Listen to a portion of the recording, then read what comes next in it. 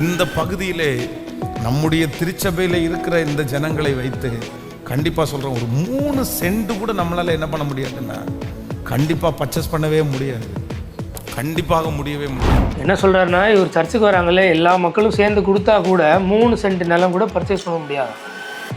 அப்போ அந்த மக்கள் எப்படி ஆன ஒரு நிலைமையில் இருக்கிற மக்கள்னு பார்த்துக்கோங்க. ஆனால் அதே மக்கள்கிட்ட தான் இவருக்கு 80 லட்சம் தேவைன்னு கட்சியில் ஒரு 1000 பேர் மாதம் வங்கியில் போட்டுருன்னா ஒரு தொகை, பெரிய தொகை இல்லை. ஒவ்வொன்றுக்கும் நம்ம அப்படி கெஞ்ச வேண்டியது. பொதுக்குழுவா, அடுத்து என்ன, அதுக்கு ஒரு பொங்கல் விழாவா, அது இப்படி ஒவ்வொருத்தருக்கும் நம்ம என்ன பண்ண வேண்டியதில்லை, கெஞ்ச வேண்டியதில்லை. ஆளாளுக்கு 1000 போட்டிங்கன்னா முடிஞ்சிச்சு. இதே டெக்னிக்கை பென்ஸு பக்காவாக பிடிச்சி வச்சிருக்காரு. திட்டமே 10 பேருக்கு நேசி 4 பேருக்கு மாட்டானா, அவனுக்கு செய்ய மாட்டானா அப்படிங்கிற கேள்வியை செருப்பால் அடிக்க மாதிரி ஸ்டார்ட் ஆகிடுது. செருப்பால் அடித்த மாதிரிலாம் இல்லை, சரியா? ஏன்னா மக்கள் மட்டும் அவங்க ஆட்டோ ஓட்டினாலும் இது ஓட்டினாலும் சிறுக சிறுக சேர்த்து உண்டியை கொண்டு வந்து கொடுக்கணும்.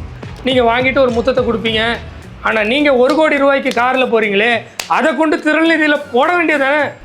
அரசியல் சீசன் வந்தாச்சு, அதுக்கு ஓய்வே இல்லை, சரியா? ஏன்னா அரசியல்வாதிகளும் நம்ம கிறிஸ்தவ மத போதகர்கள்னு தங்களை சொல்லிக் கொள்ளுகிறவர்களும் ஒரு வித்தியாசமும் இல்லை. இன்னும் சொல்லப்போனால் அரசியல்வாதிகளோட இவங்க ஒரு படி மேலே தான் இருக்காங்கன்றதை தொடர்ச்சியாக நம்ம பார்த்துட்டே தான் இருப்போம்.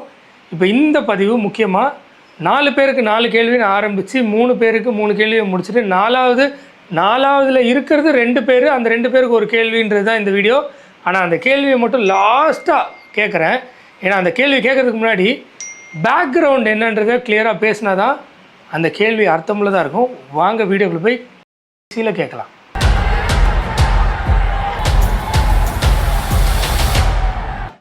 போல நமக்கு இருக்கிற ஒரே நெருக்கடி நிதிதான். நமக்கு கருத்தியல் குறைபாடோ அல்ல களத்தில் பணியாற்ற ஆற்றலோ எதுவுமே இங்கே குறையில்லை. மற்றவர்கள் 30 கோடி 25 கோடி முதலீடு செய்யும்போது நாம் வாக்குக்கு காசு கொடுக்க போவதில்லை. ஆடம்பரமான படவடமான செலவுகள் ஒன்றும் இல்லை. ஆனால் அந்த துண்டறிக்கை அடித்து கொடுக்க, வேலை செய்கிற பிள்ளைகளுக்கு உணவு, எரிபொருள் நிரப்பிக்கொள்ள, இந்த அடிப்படை தேவைக்கு தான் நமக்கு பணம் தேவைப்படுகிறது. மூஞ்சை இப்படியே பாவமாக வச்சுட்டு எப்படி பணம் கேட்குறாரு. ஆனால் ஒருத்தன் வீடியோ போட்டிருக்கான், அதில் போட்டிருக்கான் பாருங்கள், வீட்டு வாடகை கொடுக்க பணம் இருக்குது, இசுசு காருக்கு பெட்ரோல் போட பணம் இருக்குது, பாடி கார்ட்ஸுக்கு சம்பளம் கொடுக்க பணம் இருக்குது, ஏசி ஜிம்மில் சந்தா கட்ட பணம் இருக்குது, வெளிநாட்டு நாய்க்கு சாப்பாடு கொடுக்க பணம் இருக்குது, காஸ்ட்லி ட்ரெஸ்ஸு ஷூ வாட்ச் போட பணம் இருக்குது, வெளிநாட்டு சரக்கு அதுக்கு பணம் இருக்குது, தம்பிகளுக்கு ஓசி சோறு போட பணம் இருக்குது, 20 லட்சம் செலவில் பையனுக்கு காது குத்த பணம் இருக்குது. ஆனால் கருத்தெல்லாம் நிறைய இருக்குது, துண்டு பிரதி அடிக்கும், அதை கொண்டு கொடுக்கவும், அது பெட்ரோல் போடவும் பணம் இல்லை, பாவம் பரம ஏழை அப்படின்னு மீன் பண்ணி ஒருத்தர் போட்டிருக்கார். இது கிறிஸ்தவத்தில் பொருந்துமானா? சத்தியமாக பொருந்தும். பாருங்கள், ஒரு சின்ன அனௌன்ஸ்மெண்ட்டு நம்முடைய ஆண்டவருடைய பெரிய தயவின்படி கடந்த வாரத்தில் கூட உங்களுக்கு அனௌன்ஸ் பண்ணேன். நம்முடைய இடத்தை நம்ம ஒரு 2 இயர்ஸுக்கு முன்னாடி இந்த இடத்த வாங்குறதுக்காக நம்ம முயற்சி எடுக்கும்போது நம்மகிட்ட இருக்கிற பணம் பத்தாமல் இருந்ததுனால ஒரு கொஞ்சம் பெரிய அமௌண்ட் ஒன்று கடனாக, வட்டி இல்லாத கடனாக வாங்க வேண்டிய ஒரு சூழ்நிலை வந்துச்சு. இவருக்கு எப்போவுமே பஞ்சப்பாட்டு தான். அதுக்கு பணம் இல்லை, ஏசி போட பணம் இல்லை, கிச்சனு ஒரு திங்ஸ் வாடகை எடுக்கிறது அது ஒரு பெரிய அமௌண்ட் வந்துடுது, அதனால் அதுக்கு பணம் இல்லை, எதுக்குமே பணம் இல்லை, பணமே இல்லை.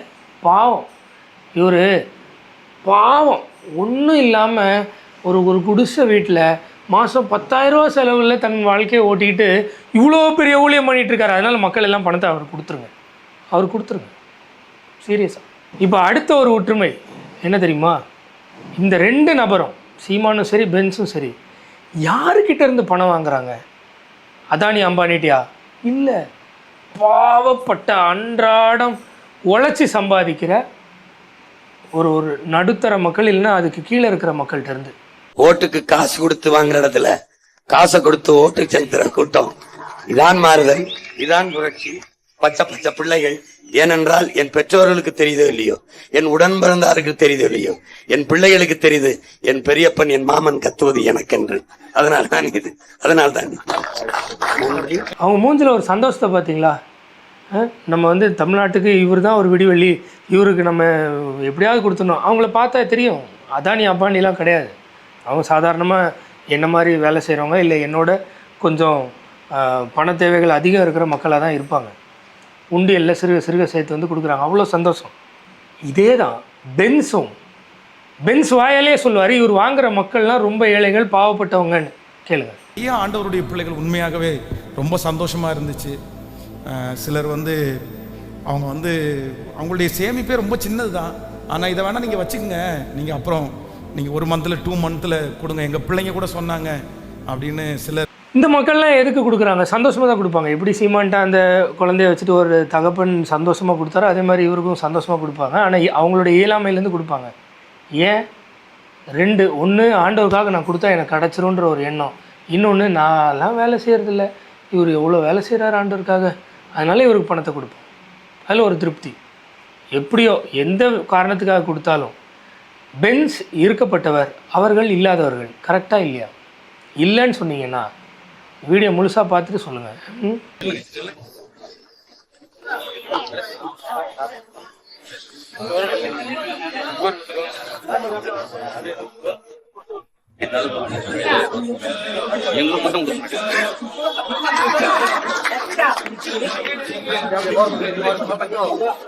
எவ்வளோ சந்தோஷமாக, எவ்வளோ ஒரு கனவுகளோட இவர் வந்து நமக்கு எப்படியாவது ஆட்சியை பிடிச்சிருவாரு, நமக்கு ஒரு பெரிய விடுதலை கிடச்சிரும் அப்படின்னு இவருக்கு கொடுக்குறாங்க. எல்லாருமே உழைக்கிற மக்கள் தானே, பார்த்தாலே எனக்கு அப்படி தான் தெரியுது. ரொம்ப கஷ்டப்பட்டு சம்பாதிச்ச காசு. அப்படியே பென்ஸுக்கு வாங்க. உண்மையிலே ஆண்டவருடைய பிள்ளைகளே, இந்த பகுதியில் நம்ம ஆன்லைனில் இருக்கிற நிறைய பேருக்கு தெரியாது, நான் உங்களுக்கு தெரியும். இந்த பகுதியிலே நம்முடைய திருச்சபையில் இருக்கிற இந்த ஜனங்களை வைத்து கண்டிப்பாக சொல்கிறோம், ஒரு 3 சென்ட் கூட நம்மளால் என்ன பண்ண முடியாதுன்னா கண்டிப்பாக பர்ச்சேஸ் பண்ணவே முடியாது, கண்டிப்பாக முடியவே முடியாது. என்ன சொல்கிறாருன்னா, இவர் சர்ச்சுக்கு வராங்களே எல்லா மக்களும் சேர்ந்து கொடுத்தா கூட 3 சென்ட் நிலம் கூட பர்ச்சேஸ் பண்ண முடியாது. அப்போ அந்த மக்கள் எப்படி ஆன ஒரு நிலைமையில் இருக்கிற மக்கள்னு பார்த்துக்கோங்க. ஆனால் அதே மக்கள்கிட்ட தான் இவருக்கு 80 லட்சம் தேவைன்னு லைவை முடிச்சுட்டு அந்த மக்கள்கிட்ட நேரடியாக பேசுகிறாரு. அதை பாருங்கள். நமதோடு இன்றும் என்றும் சதா காலம் கூட இருப்பதாக சத்தமாய் ஹல்லேலூயா, பிரைஸ் தி லார்ட். கர்த்தர் உங்களை ஆசீர்வதிப்பாராக. ஆமென். ஒரு நிமிஷம் அப்படியே வெயிட் பண்ணுங்க. 1 மினிட் வெயிட் பண்ணுங்க அப்படின்னு யாரை பார்த்து சொல்லுவார்? லைவ்ல பார்த்துட்டு இருக்க வேற வெளிநாட்டில் இருக்க மக்கள்லாம் இல்லை, அந்த அவங்க சபைன்னு சொல்லப்படுற இடத்துல இருக்கிற, அவர் சொன்னார்ல ஏற்கனவே 3 சென்ட் கூட வாங்க முடியாதுன்னு, அந்த மாதிரி, அதாவது எல்லாரும் சேர்ந்து கூட அந்த மாதிரி மக்களை நிப்பாட்டுறாரு. தேங்க்யூ, ரொம்ப சந்தோஷம். ஓகே, என்ன அப்படின்னு சொன்னால், நம்ம வந்து ஒரு சிலர் வந்து இந்த பணம் நம்ம கொடுக்க வேண்டியதுக்கு நிறைய பேர் வந்து சின்ன சின்ன அமௌண்ட்டை கொடுத்து அதை திருப்பி கொடுக்கறது மாதிரி நிறைய பேர் இது பண்ணியிருக்கிறாங்க. உங்களுடைய சேவிங்ஸ் வந்து ஏதாவது இப்போ அவசரமாக எங்களுக்கு தேவையில்லை, எங்களுக்கு ஒரு 3 மந்த்ஸ் 4 மந்த்ஸ் தாண்டி அதை நீங்கள் கொடுத்தா போதும், அது எங்களுக்கு யூஸாக இருக்கும் அப்படின்னு சொல்லுவீர்களே, ஆனால் நீங்கள் வந்து தாராளமாக அதை நீங்கள் கொடுங்க. இந்த முழங்கால் யுத்தத்துக்குள்ளே அதை வந்து நாங்கள் திரும்பி வந்து பார்த்தீங்க அப்படின்னு சொன்னால் ஒரு ஜனவரி மந்த்லேருந்து அப்படியே ஒவ்வொருத்தருக்கா அப்படியே செட்டில் பண்ணுவோம். கொஞ்சம் லேட்டாக வேணுன்றவங்களுக்கு கொஞ்சம் லேட்டாக செட்டில் பண்ணுவோம். அதனால் உங்களுக்கு ஏதாவது வந்து இப்போ அவசர தேவை இல்லாமல் இருக்குமானால் இப்படி கேட்கும்போது ஆட்டோமேட்டிக்காக அந்த மக்களில் நிறைய பேர் என்ன பண்ணுவாங்க, ஐயோ எவ்வளோ பாவத்தில் இருக்கார், எவ்வளோ கஷ்டத்தில் இருக்கார், அவருக்கு நம்ம கொடுத்துடலாம், இந்தாங்க. சும்மா கூட கொடுப்பாங்க. நிறைய பேர் கொடுத்துருப்பாங்க, சும்மாவே கொடுத்துருப்பாங்க. நிறைய பேர் சும்மா சேவையாக பண்ணியிருப்பாங்க. அவங்க உழைப்பு, உடல் உழைப்பு, அவங்களோட இது எல்லாமே ஃப்ரீயாக பண்ணியிருப்பாங்க. வாலண்டியர்ன்ற பேரில் எக்கச்சக்கமாக அவங்களுடைய உடல் உழைப்பு கொடுத்துருப்பாங்க. அந்த நேரத்தை வேறு எங்கேயாவது இன்வெஸ்ட் பண்ணி தான் நிறைய சம்பாதிக்கலாம், அதெல்லாம் விட்டுட்டு இதில் பண்ணியிருப்பாங்க. ஏன் இப்போது ஒரு 2 நபரை பயங்கரமாக இவர்னால பாதிக்கப்பட்டிருக்காருன்னு சொன்னேன் இல்லையா, அந்த 2 நபரும் பயங்கரமாக ஊழியம்னு ஓடி இருப்பாங்க. ஆமாவா இல்லையா? இது இப்போ நீங்கள் இப்படி கேட்கும்போது ஒரு 3 மொத்த மக்களும் சேர்ந்து 3 சென்ட் வாங்குறது கூட முடியாதுன்ற இதில் இருக்கிற மக்கள்கிட்ட 80 லட்சத்துக்கு நீங்கள் வந்து வட்டி இல்லாமல் கடனாக வாங்கியிருக்கிறீங்கன்னா அதில் பாதி பேர் சும்மா கொடுத்துருப்பாங்கன்னா அந்த மக்கள் பாவமாக இல்லையா? ஏன் பாவம்னு நான் சொல்கிறேன், வீடியோ முழுசாக பாருங்கள். ஏன் பாவம்னு நான் சொல்கிறேன். இப்போ சீமானுக்கு வருவோம். எனக்கு வீடே கிடையாது, யாருமே நம்ப மாட்டாங்க, உண்மையிலே எனக்கு வீடு இல்லை. இவர் பிளாட்ஃபார்மில் பாவம் பிரிட்ஜு கடியிலலாம் இருப்பாங்க இல்லையா, அந்த மாதிரி தங்கிட்டு இருக்கார். யாராவது அந்த பக்கம் வரும்போது சாப்பாடு கொடுத்தா சாப்பிடுவார், இல்லைன்னா இல்லை, அப்படி இருப்பார். அதனால தான் அவர் அதை அப்படியே ரொம்ப சோகமாக சொல்கிறார். காலிபன் அடுத்த மாதம் நான் என் பிள்ளைகளை கூட்டிக்கிட்டு, என் மனைவி என் பிள்ளைன்னா எனக்கு 2 ஆண் பிள்ளைகள் இருக்காங்க. என் மனைவி நான் ரொம்ப சின்ன குடும்பம், நாங்கள் பாட்டுக்கு ஒரு சின்ன வீட்டில் ஒரு ஓரத்தில் இருந்துருவோம்.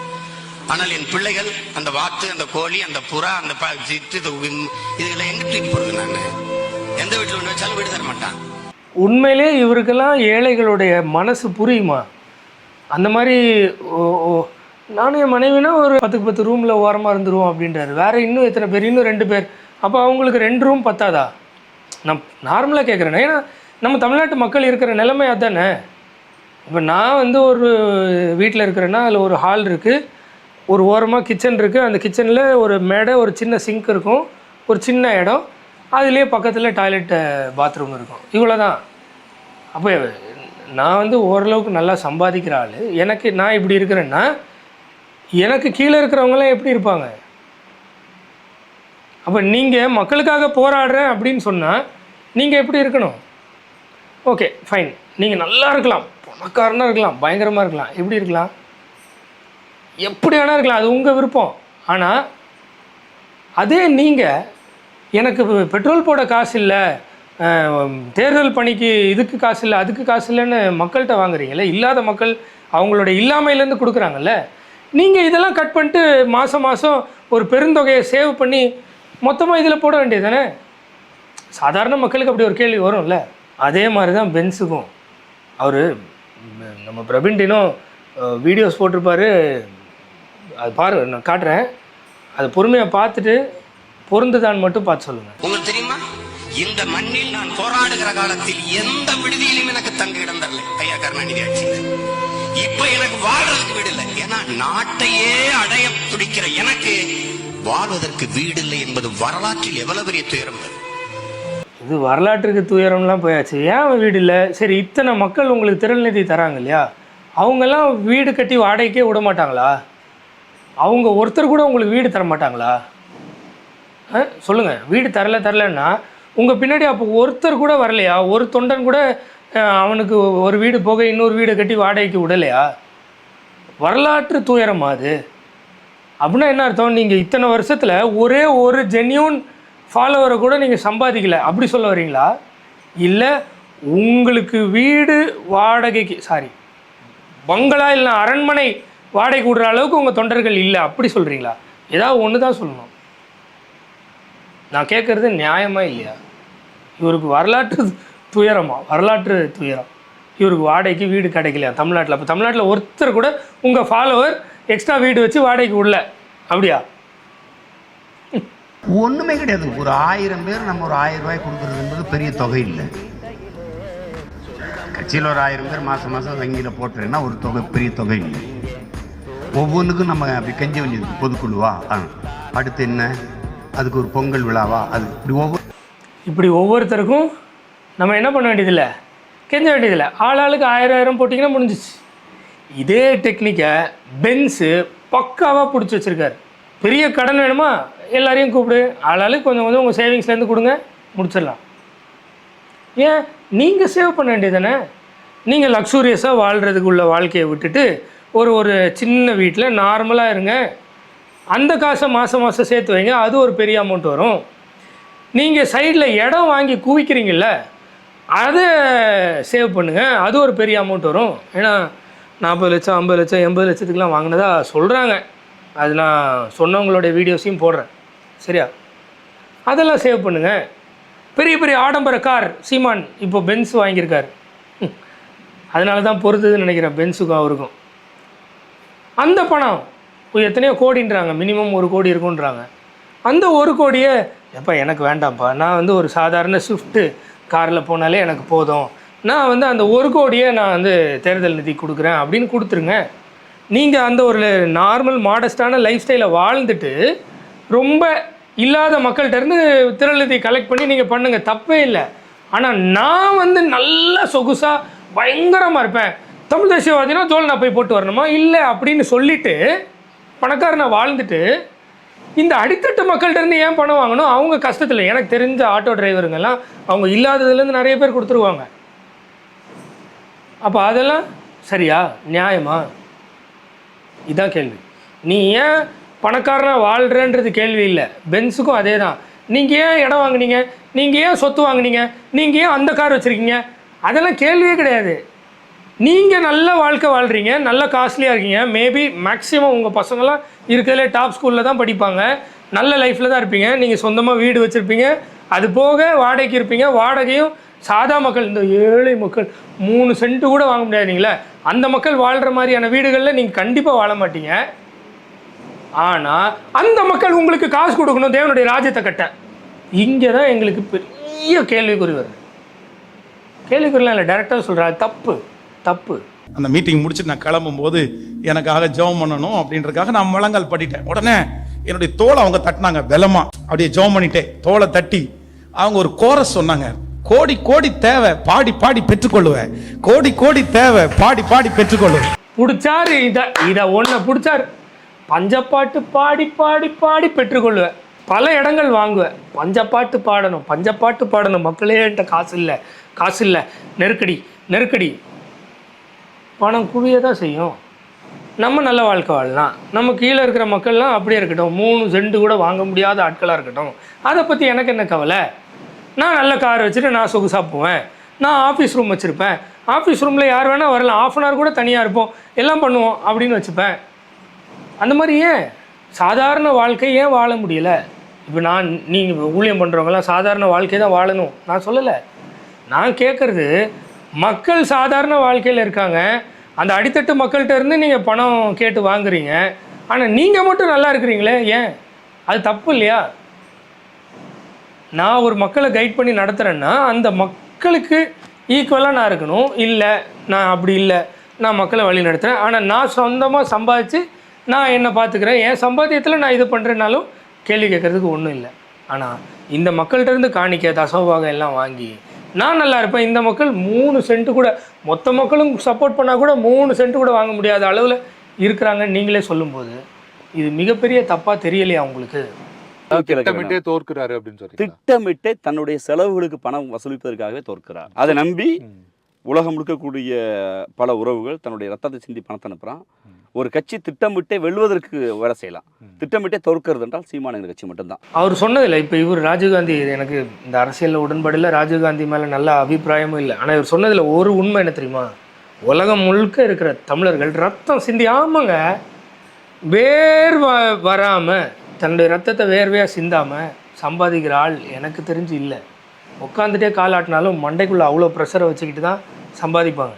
அப்போ அவ்வளோ கஷ்டப்பட்டு சம்பாதிக்கிறவங்க அவங்க வேல்யூபிள் மணியை ஒரு நல்ல காசுக்காக நம்பி கொடுக்குறாங்க இல்லையா, அவங்களுக்கு வேல்யூவாக இருக்க இல்லாமல் நான் 1 கோடி 1.5 கோடியில் பென்ஸு கார் வாங்குவேன், நான் சொகுசாக சுற்றுவேன், இசுசோ கார்லாம் எனக்கு பத்தாது, ஆனால் நீ திரள்நிதி கொடு, நீ பணம் கொடு, உண்டியெல்லாம் சேர்த்து வச்சு கொடுன்னா இது எந்த மாதிரியான நிலைமை? இப்போ யாரோ வாங்கி கொடுத்தாங்கன்னு முட்டு கொடுக்க வருவாங்க, அந்த முட்டை நம்ம சாட்டை கொடுப்பாரு, அந்த முட்டுக்கு பதில் அங்கே கொடுக்குறேன். இப்போ நம்ம தொடர்ந்து இந்த வீடியோ பார்ப்போம். பல சொத்துக்களை வாங்கி குவிக்கிறவராக காணப்படுகிறார். இவர் இப்படி சொல்லுகிறார் அல்லவா, கடன் இருக்கிறது என்று சொல்லி. எங்க திருச்சபையினுடைய இடத்தை நீங்க தந்ததற்காக நன்றி. அதுல கட்ட வேண்டிய அந்த மீதியுள்ள பணத்தொகையை கட்டுறதற்கு ஒரு உதவியை நீங்க எங்களுக்கு அனுப்ப போகிறதற்காக ஸ்தோத்திர ஆண்டவரே, சாட்சியா நிறுத்துங்கப்பா. அப்படி கடன் இருக்கிறது என்று சொல்லிக் கொண்டிருக்கும் போது தானே 2025 ஆண்டு மார்ச் மாதம் 12ஆம் தேதி திருச்செந்தூர்ல கிட்டத்தட்ட 1 ஏக்கர் 98.8 சென்ட் நிலத்தை வாங்குகிறார். அதனுடைய சந்தை மதிப்பு 65 லட்சம் என்று சொல்லி அந்த நிலத்துடைய உரிமையாளர் இடத்துல சொன்னார். பார்த்தீங்களா, கடன் இருக்கு, பணப்பிரச்சனைன்னு சொல்லும் போது தான் வாங்கினாராம். அந்த நிலத்தினுடைய உரிமையாளரே பிரவீன் டினோ கிட்ட சொன்னாராம்.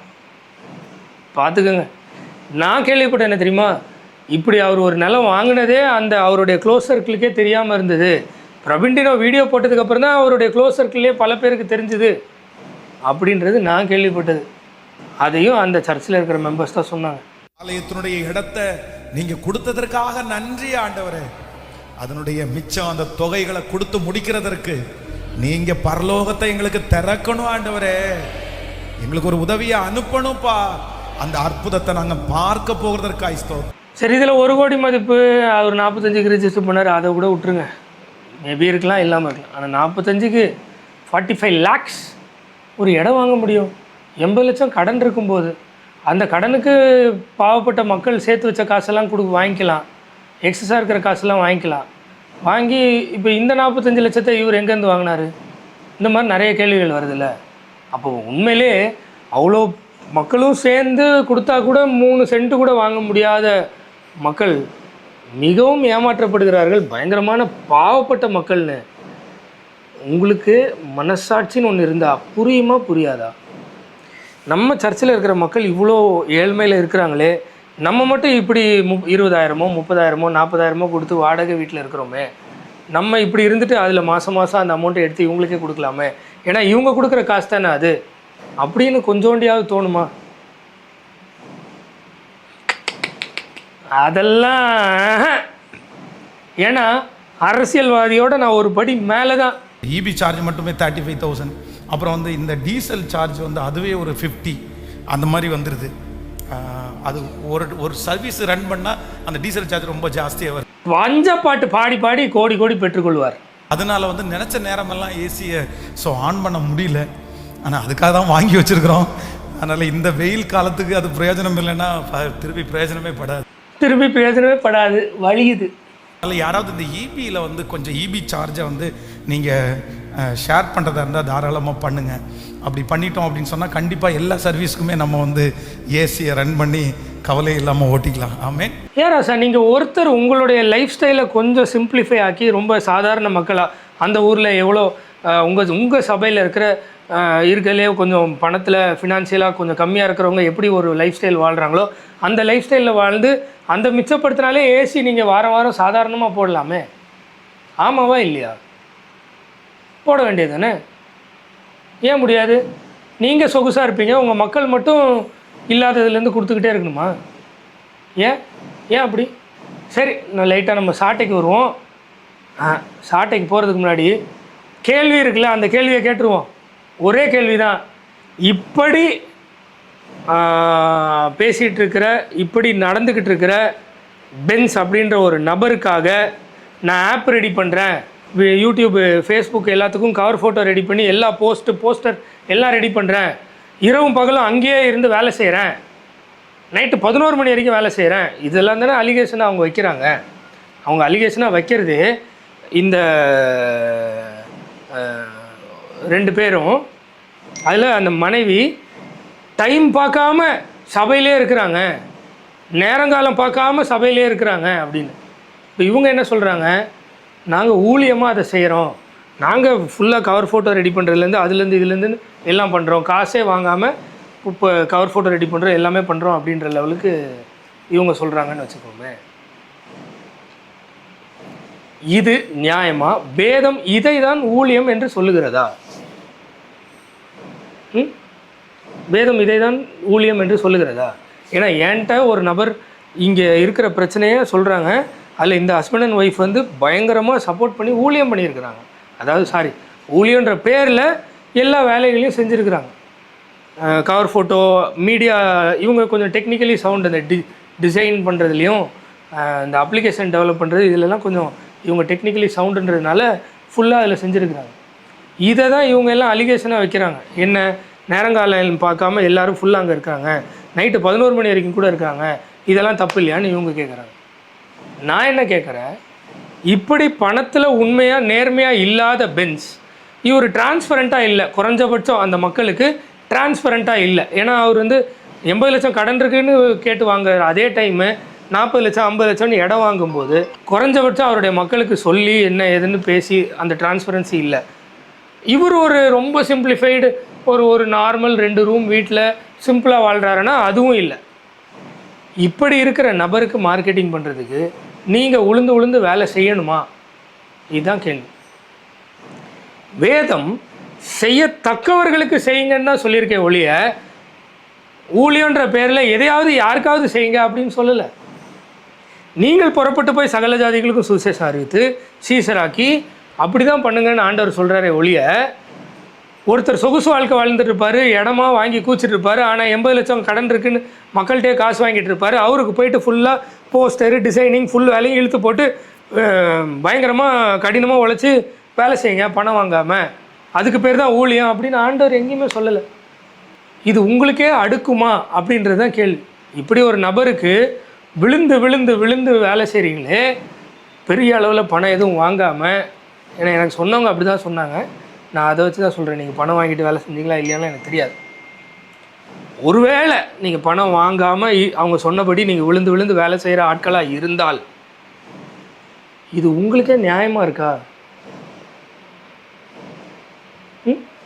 நியாயமாக இருக்கா?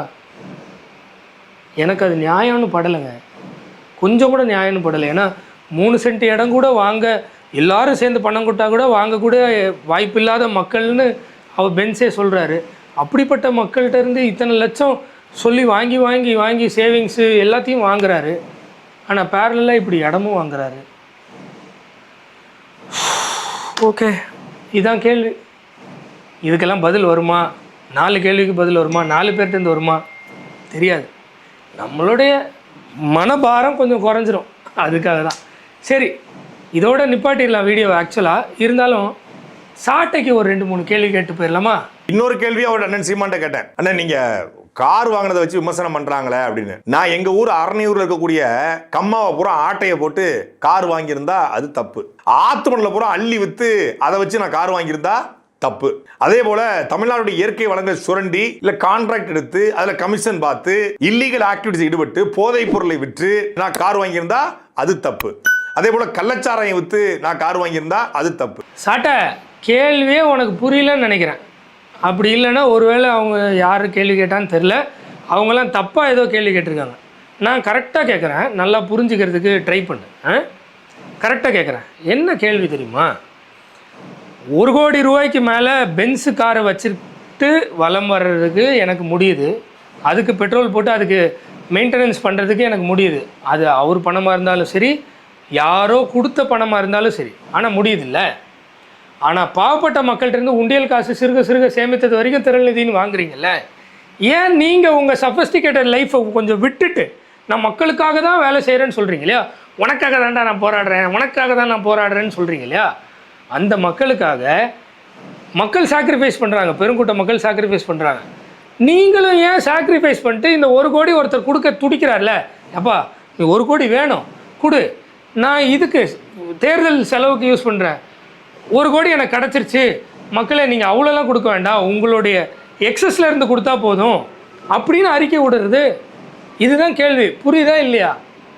பாவப்பட்ட மக்கள் உண்டியலெல்லாம் எடுத்துகிட்டு வராங்களே, நீங்கள் ஏன் அந்த 1 கோடியை உண்டியில் போட்டு எடுத்துகிட்டு வரக்கூடாது? 1 கோடியை வச்சுட்டு தான் நான் போவேன், அங்கே தான் என் இருக்க உட்காருன்னு ஏன் நினைக்கணும்? இதுதான் கேள்வி. கேள்வி புரிஞ்சுதா சாட்டை? வருமான வரித்துறையும் அமலாக்கத்துறையும் வந்து எந்த அடிப்படையில் வெளிநாட்டு காரை நீங்கள் இறக்குமதி பண்ணீங்களா? என்ன சீமான வரும்போது லண்டன்ல இருந்து காரை இறக்குமதி பண்ணி அந்த இறக்குமதி வரி கட்டாம ஏமாத்தின மாதிரியும் இங்க இருக்கக்கூடிய சில பேர் பண்ண மாதிரி ரோல்ஸ் ராய்ஸ் கார் வாங்கி அந்த காருக்கான வரியை கட்ட மறுத்து நீதிமன்றத்தால அவர் மண்டையில குட்டு வாங்கின மாதிரியும் உட்கார்ந்து பேசிட்டு இருக்காங்களே. சாதாரணமாக இந்த தமிழ்நாட்டில் அரசியல் பண்ணக்கூடிய ஒரு லெட்டர்பேட் கட்சிக்காரன் கூட இன்னைக்கு சொகுசான பெரிய பெரிய மாளிகை வீட்டில் வாழ்றான். ஆனா இன்னைக்கு வரைக்கும் நான் வாடகை வீட்டில் தான் வாழ்றேன். 16 வருஷம் அரசியல் பேசியிருக்கேன். சாட்டை வாடகை வீடு கதையெல்லாம் நான் ஏற்கனவே சொல்லிட்டேன், இருந்தாலும் கேட்குறேன். லெட்டர் பேட் கட்சிலாம் இவ்வளோ வச்சுருக்கான்னா அவன் ஏதோ ஒரு ஊழல் பண்ணியிருக்கலாம், இல்லை அவங்க சொந்தமாக சம்பாதிச்சிருக்கலாம், இல்லை ஏதோ ஒன்று பண்ணியிருக்கலாம். நம்மள்ட்ட ஒரு கேள்வி கேட்டால் நம்மளை பற்றி பதில் சொல்லுமே தவிர அவன் வச்சுருக்கான் இவன் வச்சுருக்கான்னு சொல்கிறது ஒரு சரியான முறை அல்ல. சரியா?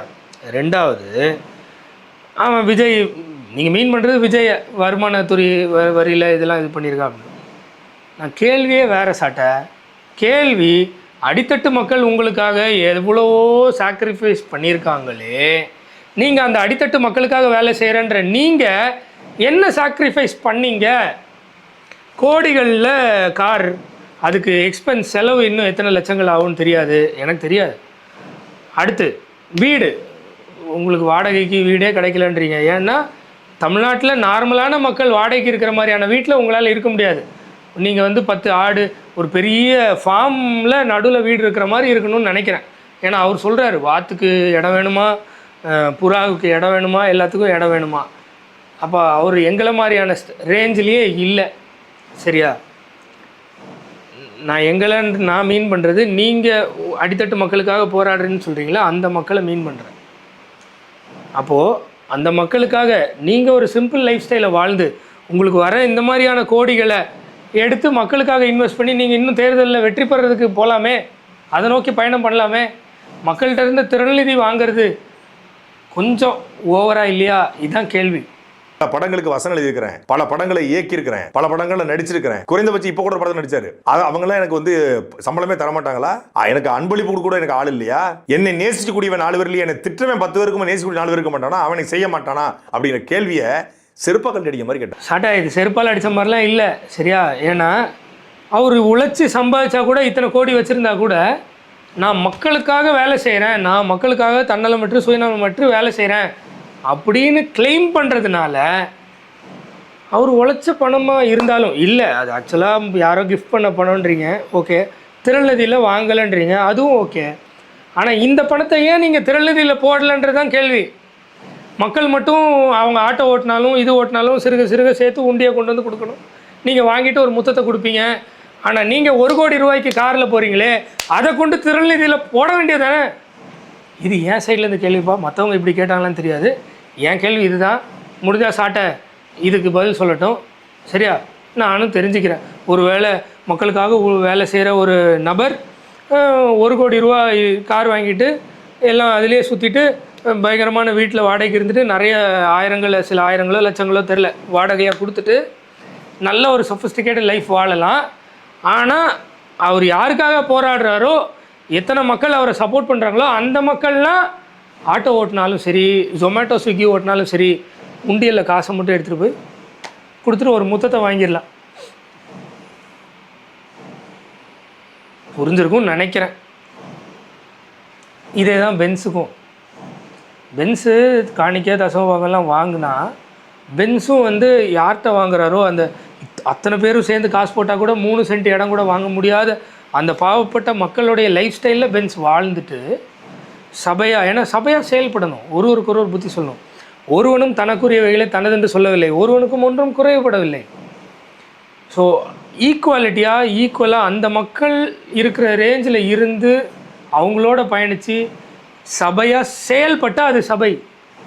நான் ஒரு சஃபஸ்டிகேட்டட் வாழ்க்கை வாழ்வேன், ஜாலியாக இருப்பேன், பயங்கரமாக இருப்பேன், லக்ஸூரியஸாக இருப்பேன். ஏன்னா கம்பேரபிளி அந்த மக்கள் கம்பேர் பண்ணும்போது நீங்கள் அப்படி தான் இருக்கீங்க. இருந்துட்டு நான் சபை நடத்துகிறேன், நான் ஊழியன், நான் கண்ணீர் விட்டா தேவன் கேட்காம இருக்க மாட்டார், சாவடிச்சிருவாருலாம் பேசுனீங்கன்னா அது தப்புன்னு எனக்கு பட்டுச்சு. நான் தப்புன்னு சொல்லிட்டேன். இதுக்கப்புறம் உங்கள் விருப்பம்.